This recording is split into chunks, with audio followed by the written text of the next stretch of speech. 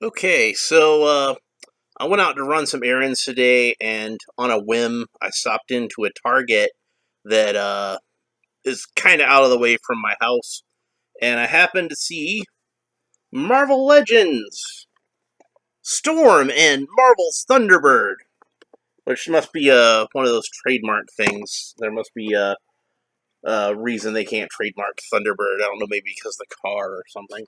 But anyway, I was pretty excited to find this set because I'm a big X-Men fan going way back, and this is my favorite costume for Storm. So I've been really excited to finally get this. I'd seen it on the shelves before, but retail price on this thing I think is something like $50, and I couldn't really afford that at the time. But I saw these on the clearance end cap, and it was marked down to $15. So for $15, I figured, yeah, I probably better buy it. That's cheaper than one single Marvel Legends action figure is by itself these days. So we'll go ahead and open them up, have a look at it.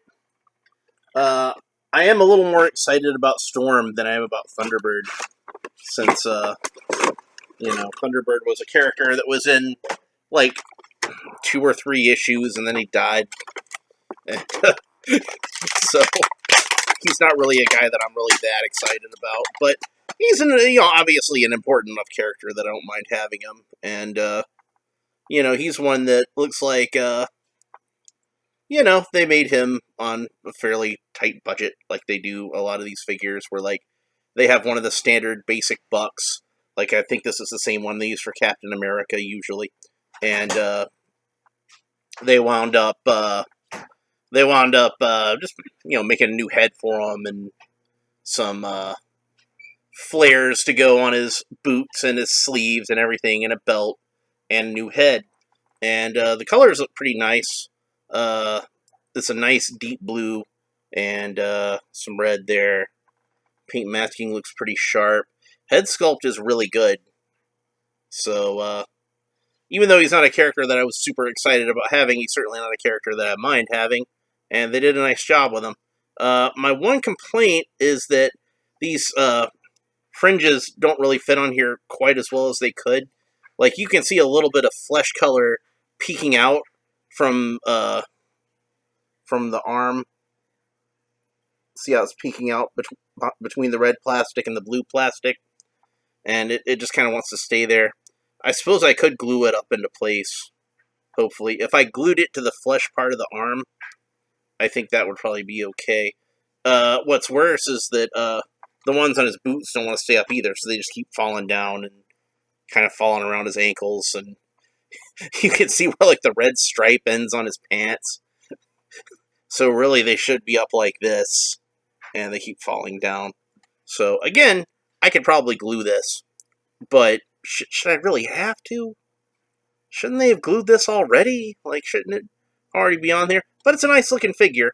I'm not going to complain too much about it. I can fix it. So, and besides, like I said, he's not the main reason I bought this set. And there's a whole lot more to show off with Storm, let me tell you. Since there's a lot of tape here, let me get out the X-Acto knife again. Okay. So let's see all these little accessories that she's got. She's got extra hands. We'll get to those in a second. There are... God, it looks like she has 3 sets of hands in total. One of which obviously is already on the figure, and 2 of which are separate. So, I almost bought, since they had 2 sets of these, I almost bought the second one. But I decided not to be greedy and leave one for somebody else. Hopefully I don't regret that. Okay, so her cape is stuck in here really good. So what I'm going to do is, rather than try to rip it out through the hole in the plastic, is I'm going to try to cut through it with my X-Acto knife. I wish they wouldn't put the cape, like, through a hole in the plastic like that. Because that just makes it difficult to get out. Alright.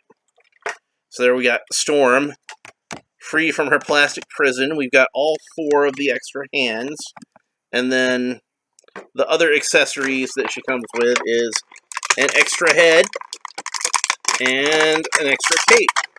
So she comes with 2 different capes. I'm going to have to cut this one out too, aren't I? Okay.